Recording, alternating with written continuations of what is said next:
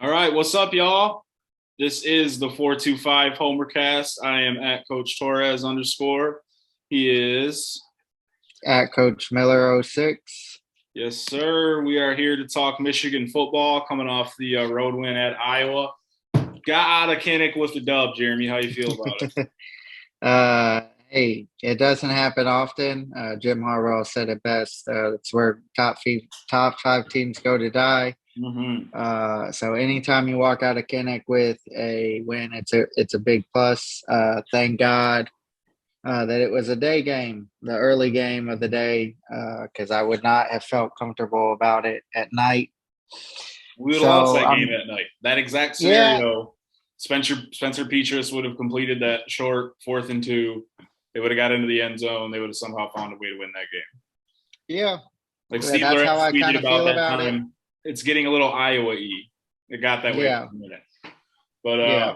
overall, we took care of business. I mean, JJ's first road start, drive down the field, score on the first series. I mean, that was huge. We looked just absolutely fantastic on that first drive. Defensively, held them to under 100 yards. We took their running game out of the equation for a large part of the day. They had their little waggles. Sam Laporta had a couple catches. Jake Lachey had a couple catches. Nico Vergani had a few catches, but that was it at the end of the day. They were Spencer Petras, they were Iowa, and Michigan's 5-0. Yeah, I mean, we took care of the only way for them to win that game is if they held us out of the end zone and made us kick field goals, which they made us kick a couple, but Mm-hmm. for the most part, we took care of the ball, which is always important, Yep. whether you're on the road or at home. But especially against that team who thrives off turnovers and short field situations, Yeah. for us to get the W that way and relatively clean, play relatively cleanly, it's a good feeling. Yeah. JJ still had 0 turnovers this season. They didn't get after him too much. They weren't defending passes. They weren't batting balls up into the air. They weren't creating chaos, which is what they do on defense normally. And they put their offense into a position where they don't have to go 80 yards. And that's when they have success. And it's certainly when they have these upsets is when they do stuff like that. Cooper DeJean was held in check on defense. Somebody that's coming on big time there in the Big Ten. But who stood out to you on either side of the ball? Who do you think had some of the better days? I think Taylor Upshaw probably had the best game of his season thus far. Yeah, He really made a few plays. they played him often on the outside, but they showed some wrinkles. Normally, the last couple of weeks they've shown Mike Morris at a three tech on passing downs as a nice little wrinkle. But now this week they had more. They had more Mike Morris on the outside with Taylor Upshaw playing a few snaps at that three tech position and running some stunts. And I thought he had a nice game along it with Jalen Harrell and Mike Morris. They all three of those veteran players played well on the edge and really kept them from getting to the outside. It seemed like they were trying to make a point to run outside zone against us, and it just wasn't really happening Yeah, for the most part. that's a big part of their offense. And on paper, when you look at where do we want to attack, that's our biggest replacement job there is Ojabo and Hutch. So maybe attacking those edges with your Yeah, outside zone play. They didn't have a whole lot of success. They did pop a couple runs. I did see on some of the Michigan guys that break down stuff on Twitter, like Space Coyote and Jay Doo. Those guys were breaking down some stuff already, and there were a couple runs where Iowa had a better run lane, and they might have popped one, but they didn't see it. And here we are 2 days later. It's all gravy. So, yeah, and that's as much as I like Barrett and Mullings. Colson is really the only linebacker that's really like seeing and filling consistently at a good base. I thought on some of the runs they did pop for a little bit of yardage. I saw the linebacker fill the wrong hole and it kind of led to a gap where he left and created some space there. Mhm. So I'm really looking forward to. I don't know how it's been undisclosed how long NHG Nicole Hill Green is going to be out, but I think this defense has another ceiling to reach with him in, and with the edge rushers continuing to get better, especially the younger guys. Yeah, certainly they're not playing their best ball yet. There's a long way to go. We don't even have to compare to last year. They played, obviously good defense so far, not great. Up front, Mason Graham stood out to me as a freshman, getting the on-field start, coming out with the 3-4 look. He was playing that other three down lineman, in the 4 technique or 5 technique. And he doesn't look like a freshman. He didn't look like a freshman against Maryland. If he Yeah. was at a lot of other schools, he'd be starting and getting notoriety and rep. This is not how freshmen get it done at Michigan, but the kid's playing some ball. Yeah, I mean, every time we've been in base, he's a starter. So in our base defense, he's a starter. Now, with the veteran bodies that we have ahead of him on passing downs, it's going to be hard for him to get some looks, but they mix him in there. We have a steady rotation of interior linemen that continue to see the field, even on pass rushing downs. I mean, the only one that didn't really get a lot of run yesterday was Rashawn Benny, who up to this point had been playing a lot. He had been a part of the rotation. Obviously, they shortened that rotation down on this road trip because we didn't see him as much as we did the first 4 games of the season. Certainly, yeah. And then I want to just jump back to linebacker real quick. We saw Jimmy Rolder got into the mix a lot sooner.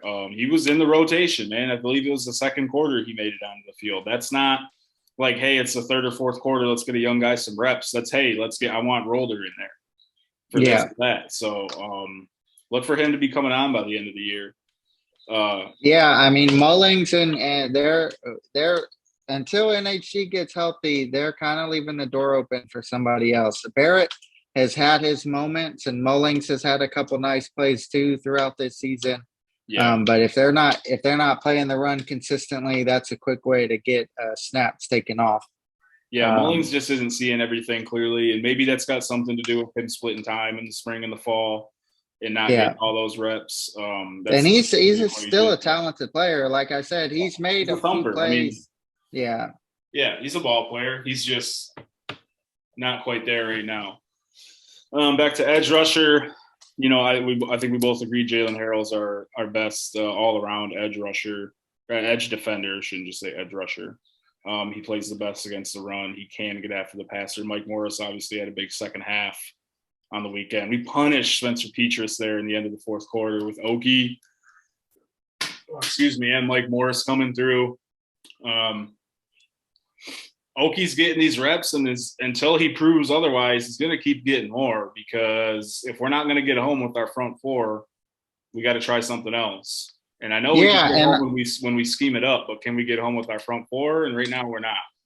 Yeah, we definitely aren't, and that's where he's going to see an uptick in reps. I have a comment here.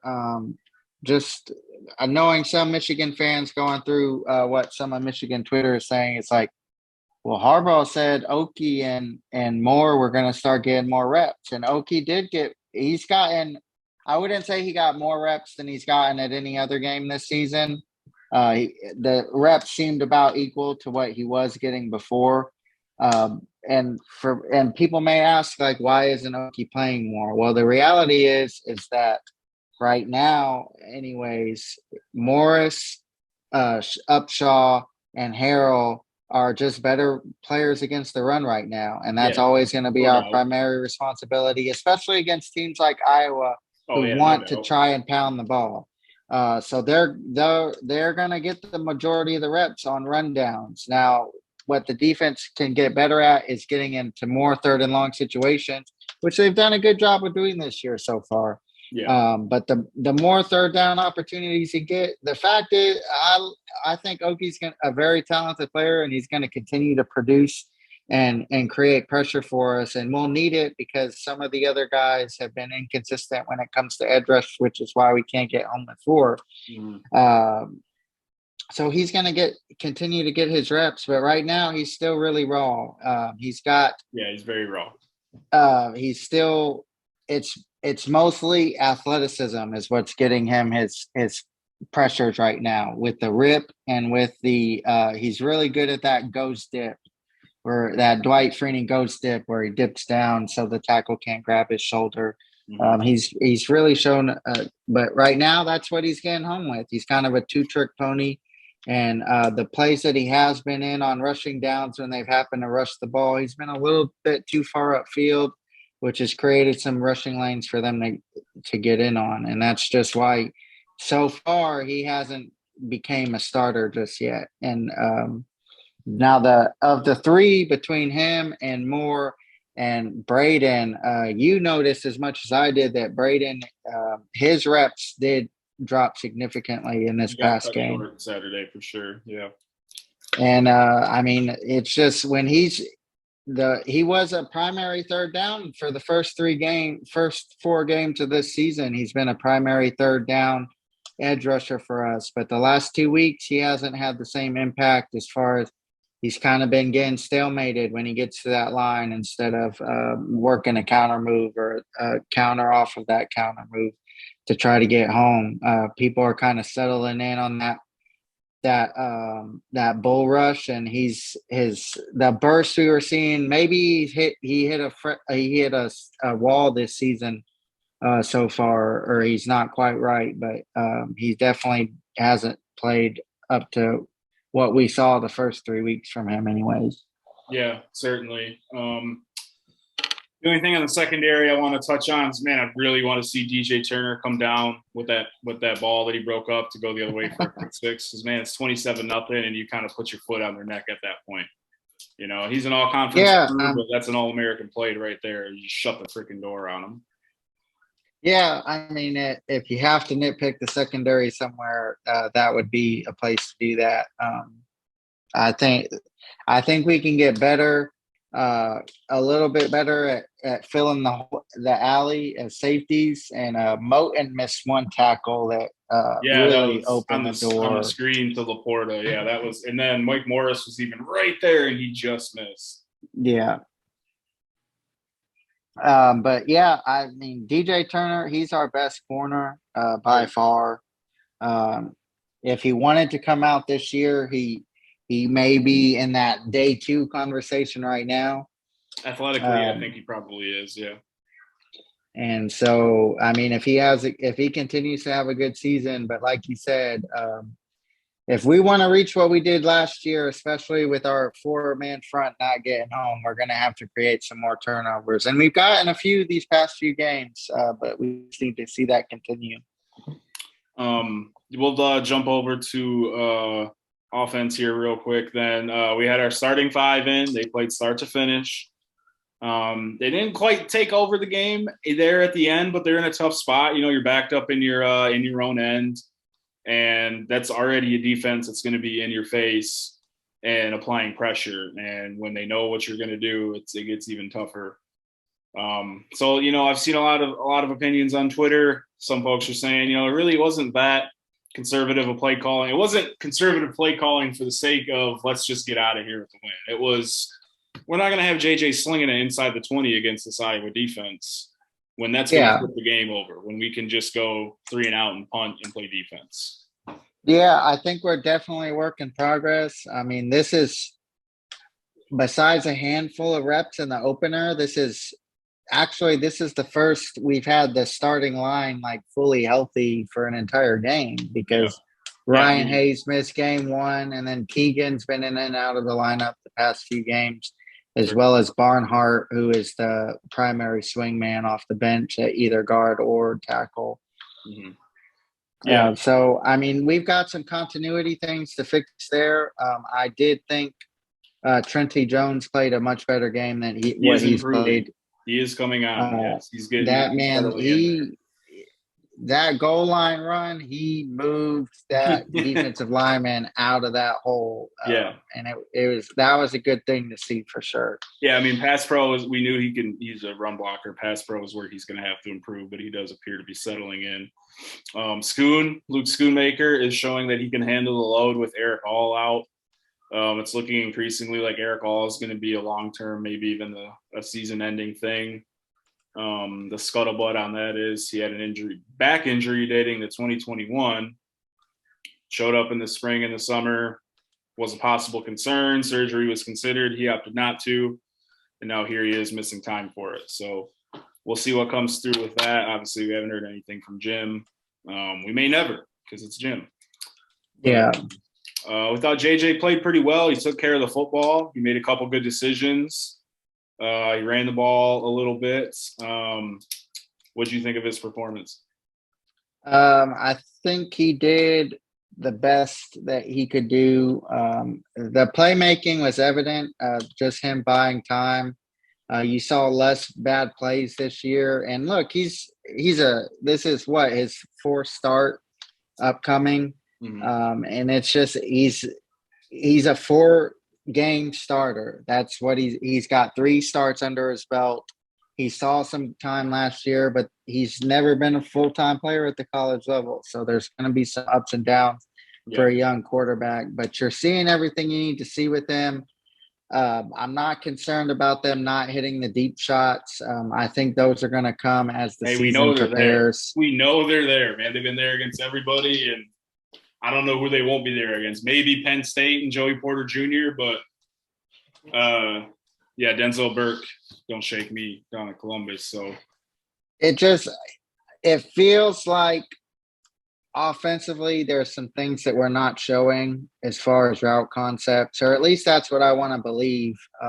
I saw a lot of Michigan Twitter is getting more upset as the offense continues to somewhat struggle, somewhat with air quotes.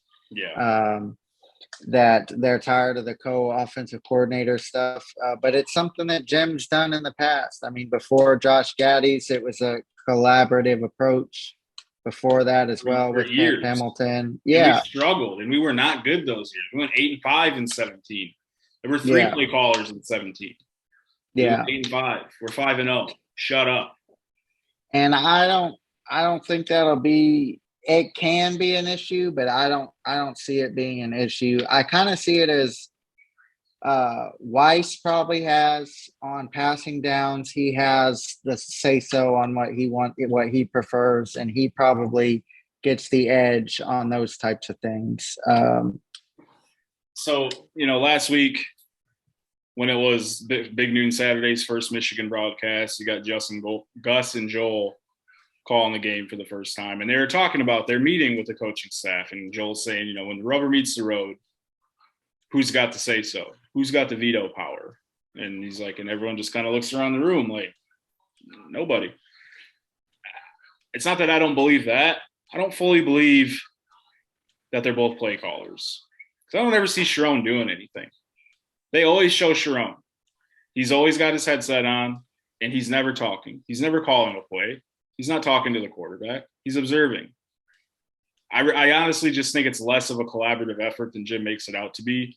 It's definitely a title thing. Might have something to do with getting more, a different tier and a pay grade at some point. I mean, and obviously he has that input behind the scene on practice. Yeah, I mean, even last year Moore was the run game coordinator. So, yeah. I mean, he's had his say-so in what we're doing from a run game standpoint already. So I think his influence on the running game is felt, but I don't necessarily know how big of a controversy this actually is. Because like you said, unless you're on the headset, nobody really has an inkling of who's really calling the plays. I can tell you that if we go 3 and out, it's not because we have coaches like arguing over what to play call or indecision. Yeah. We don't have 2 different philosophies. We don't have trains not headed in 2 different directions. Yeah.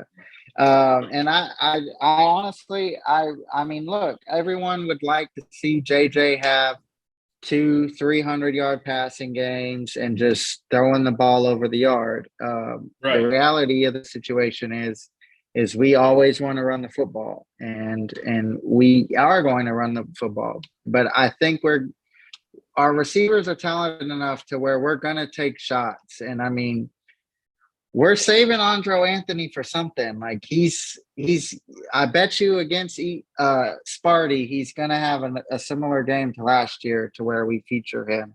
Yeah, he really He's hasn't gotten much run this year. I was going to go to the receivers next. He hasn't gotten much run, and I mean, we did see he's getting reps, but we're not prioritizing him as a target. certainly, yeah. And I mentioned it to you. We didn't have anything schemed up for AJ Henning this week either, which the last 6 or 7 weeks going back into last season we have. And then, as far as offense goes, we did see Darius Clemens a little earlier get into the rotation, and Colson Loveland is getting more run with all being out.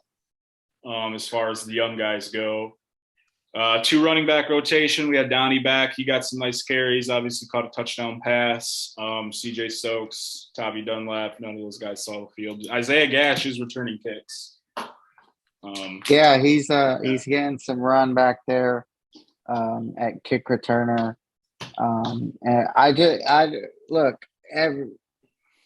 the point of every season is to get better. And the point of Michigan this year is to reach new heights. Last year we did it once. Let's see if we can do it again. We've got a lot of veterans on that team, and I have no reason to believe that this offense isn't going to get better as the season progresses. I mean, we have the same questions we did last year, and I think our ceiling is much higher. We're seeing Roman Wilson play at a level that he reached sporadically last year. He's much more consistent and coming down with the ball, and he's become a primary target for us, to where last year it was like, oh, hey, like, let's throw a deep shot at Roman, or let's try to get him a run on this reverse or something like that. We're using him a little bit more in the slot this year. I've mentioned to you a few times, and he's been a weapon. I love taking shots from the slot position as an offensive coordinator, whether it's on a slot wheel, slot post, or a corner route where he's traveling from one end of the field to the opposite corner. And it's just, there's so many different things you can do with quick and twitchy slot receivers. So looking forward to next week. We're on the road at Bloomington, Indiana, which is never really never an easy place for us to play. Historically, we do not play well there. Regardless of how Indiana is, it's tough usually. And to have that tough historic road environment that we struggle in back to back with another place that seems like if we can get up early and kind of play how we did against Iowa, it sets us up. I really think I was looking at the schedule late last night while watching the afternoon games. If we get through Indiana before Columbus, our only road game is at Rutgers in November. And Rutgers is playing at a better level since Gianno's been back. But that'll be a night game more than likely. But all our hard games, everything sets up for us to have. We got Penn State and Sparty at home. Yeah. After we survive this week, we have Penn State and Sparty at home. What's looking more and more each week like a very, very tough Illinois team. We're going to have them at home too, which is Illinois. I'm very, very happy that game is at home. Illinois waxed Wisconsin over the weekend. Chase Brown leading the country in rushing. They're off to a hot start. The Buckeyes took care of business against Rutgers. We saw Ryan Day and Greg Schiano get into a little tiff there. But they made up after the game. And then Sparty, what is you doing, baby? What is you doing? Getting your ass whooped, man. What are they doing right now? I mean, the fact of the matter is that Minnesota and Maryland are better football teams than them this year. I mean, Minnesota It's looking more and more like it's Minnesota versus Iowa, or Minnesota versus Illinois, I should say, is the top two teams to beat in the West. Yep. Purdue is going to hang around. We have no reason to believe Indiana and Wisconsin won't be competitive the rest of the way. But I mean, Illinois and Minnesota look like two tough outs in the Western, and they look like the teams that could eventually be a potential matchup for Michigan in the Big Ten championship game if things break right. Yeah, we saw Penn State struggle a little bit with Northwestern, but it's kind of hard with takeaways from that game with the weather being what it was. I'm both not huge James Franklin fans here. I think he's incredibly overrated, but he still puts together a good football team every year. So that's 2 weeks out. We'll figure that out when we get there. But like I said, Indiana next week. Michigan is 5-0, and I think we're getting better. And I think we're on the right course right now, man. Yeah, I think one thing that can be taken away is that I think this team has the right mentality to where they want to get better every week. Mm-hmm. From everything that's been said in post-game press conferences, JJ's just trying to get better on a week-to-week basis. Blake has taken a leadership role to where he's trying to keep this team focused on the next step. And I think Blake our Heisman. Let's see how the next few weeks play out. He's tearing it up, man. He's playing All-American at the least, you know. Yeah, if he stays at this pace and has a good October, he'll be in that conversation for sure. Yeah. Well, this is the Homer Cast. So to wrap things up, going to run through a quick breakdown of some of our local teams here in Michigan. We have Ferris State is number 1 ranked in D2. My Grand Valley State Lakers are the second-ranked team in Division II. Getting into D3, we got Albion. They're ranked 20th, or at least they were last weekend. And then down to the high school ranks, I got to shout out my Maples. My Adrian Maples are 3-3. They're 500 at week 7 for the first time since 2016. Trying to get into the playoffs. And then our Bertrand Panthers, they're also 3-3. Looking to finish the season and get into the playoffs. So, shout out Michigan football. Good luck to Coach Helm and Coach Mack and Coach Mosier and Coach Akopian, and I hope they continue their success rebuilding that program that we both still care about very deeply. Yep, absolutely. So this has been the Homer Podcast covering Michigan, and we'll see you guys next week. See ya. Peace out.